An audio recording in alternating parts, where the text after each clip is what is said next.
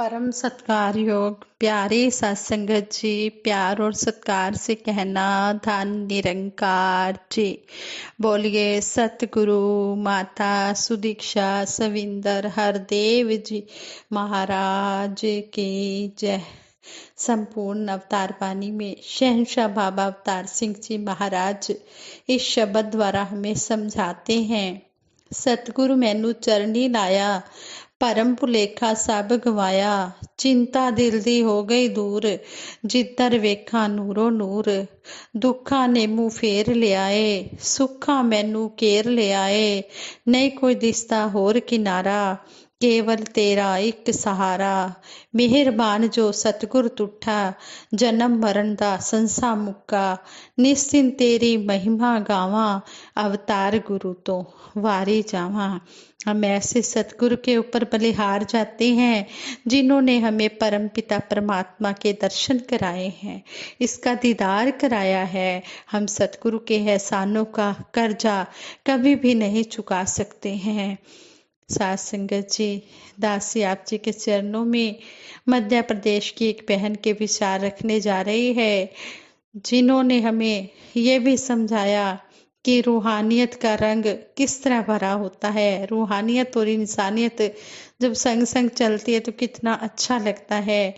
सतगुरु की रहमत से जब वार्षिक संत समागम की डेट्स अनाउंस की गई पिछले साल की बात है ये।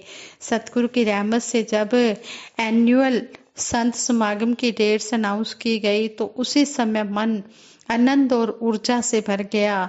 जैसे ही जाने की ट्रेन की टिकटें हुई तो खुशी का ठिकाना ही नहीं रहा।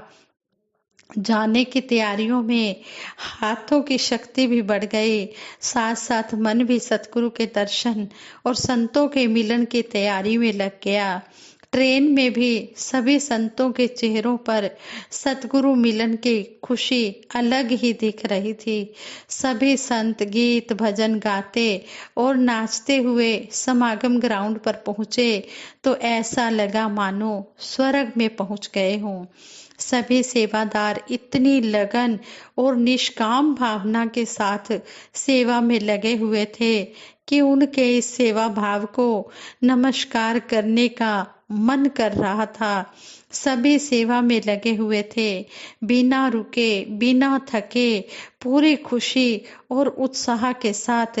फिर चाहे वह दिन का समय हो या रात का समय हो, सेवादार संतों को अपने आराम की कोई चिंता ही नहीं थी। पूरे ग्राउंड में चाहे जहां चले जाओ, कैंटीन में चाय नाश्ते की सेवा हो या प्याऊ की, लंगर में प्रसाद बांटने की सेवा हो या बर्तन धोने की, पब्लिकेशन की सेवा हो या टॉयलेट ब्लॉक की, हर संत खुश था और सबके मनों का भाव एक ही था कि हमने अपने सतगुरु को रिझाना है, हमने अपने सतगुरु को खुश करना है।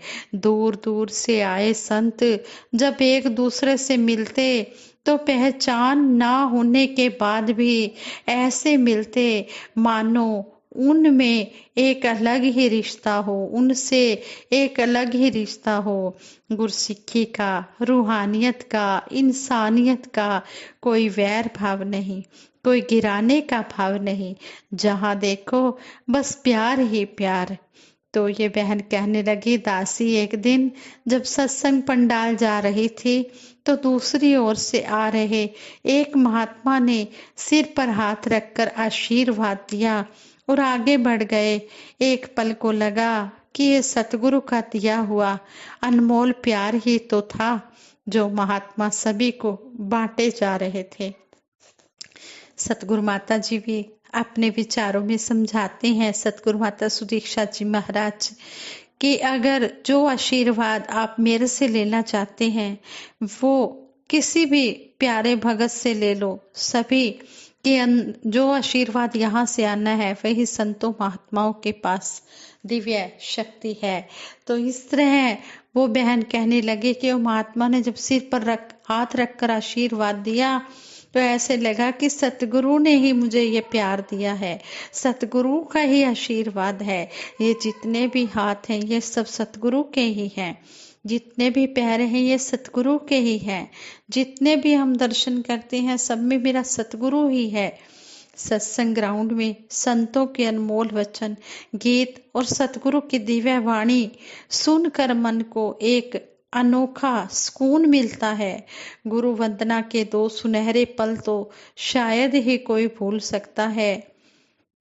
गुरु वंदना के वो सुनहरे पल तो शायद ही कोई भूल सकता है। सामने बैठे साकार सतगुरु की मीठी मुस्कान देखकर ऐसा लगता है मानो साक्षात पार ब्रह्म परमात्मा विराजमान हो और समस्त देवगण उनकी आराधना में उनको खुश करने में लगे हुए हों। शोभा यात्रा का वो समा जब साकार सतगुरु भक्तों के इतने नजदीक होते हैं, तब मोर की तरह मन नाचने झूमने लगता है। आंखों से बहते हुए आंसुओं से मन के सारे पाप ताप संताप धुल जाते हैं और जब सतगुरु से नजर मिलती है तो भगत और भगवान एक हो जाते हैं। सतगुरु का भी यही ध्यान रहता है कि इनका कोई संत कोई भगत वंचित रह न जाए, हर एक के मन की प्यास बुझ जाए, किसी को कोई परेशानी ना हो, सभी प्यार से भरपूर होकर अपने घर वापस जाएं और यही प्यार सबको बांटते जाएं। निरंकारी संत समागम मानवता का एक ऐसा संगम है जिसकी अपनी अनोखी ही छटा है। संत समागमों में अनेक बोली भाषा वेशभूषा संस्कृतियां और सभ्यताओं के लोग शामिल होते हैं। भारतवर्ष के लगभग सभी राज्यों और दुनिया के अनेक देशों के लोग एक साथ बिना किसी भेदभाव के आपस में मिलकर रहते हैं। एक साथ खाना रहना और विशाल सत्संग कार्यक्रम का आनंद प्राप्त करना यहाँ सहज रूप से देखा जाता है। यहाँ यह जान पाना कि किस जगह के मानव नहीं आए या किस वर्ण जाति के लोग नहीं आए बहुत मुश्किल होता है। मानो पूरे संसार के भाईचारे और मिलवर्तन का एक आदर्श मॉडल सतगुरु ने बनाया है। इसके पीछे एक ही कारण है, सतगुरु द्वारा इस निरंकार ब्रह्म की रोशनी प्रदान करना है।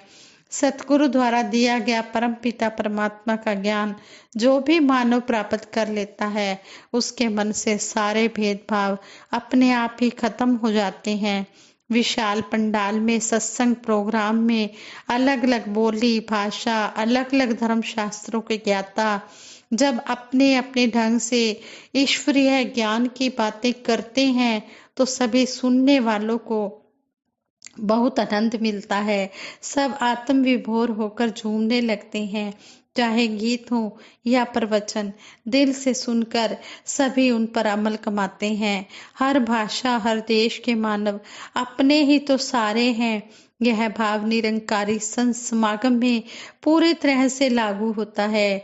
संतों का अनुशासन भक्ति भाव सेवा भाव प्यार नम्रता देखकर मन इम्प्रेस हुए बिना नहीं रह पाता। जब महात्माओं के भक्ति भाव वाली तरंगे किसी और पर पड़ती हैं तो तन मन के सारे विकार खत्म हो जाते हैं।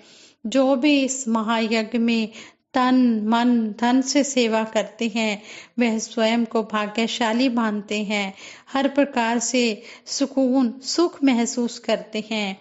यही कारण है कि जो भी एक बार समागम का आनंद प्राप्त कर लेता है तो वह दोबारा इस अलौकिक दृश्य से वंचित नहीं रहना चाहता। जब पहली बार समागम ये बहन जी कह रहे हैं जब पहली बार समागम आए जो लाल किले के पास था तो ऐसा महसूस हुआ कि संसार में इसके जैसी सुख शांति कहीं भी प्राप्त नहीं हो सकती। तब से आज तक सतगुरु की इस कृपा से हर संत समागम में आनंद व सेवा का अवसर मिलता आ रहा है और सभी को ये सेवा के अवसर मिले, सभी को दर्शन करने के अवसर मिले। यही अरदास सतगुरु के चरणों में है कि हे सच्चे पातशाह, सभी को आप जी के दर्शन हो, सभी सत्संग का आनंद ले, सभी संतों की चरण धूलि लगाएं, सभी सेवा करें, सेवा में हाथ लगाएं। तन मन धन से जो सेवा करते हैं सतगुरु, उनके मन को भी तंदुरुस्त करते हैं, तन को भी तंदुरुस्त करते हैं और धन से भी माला माल करते हैं।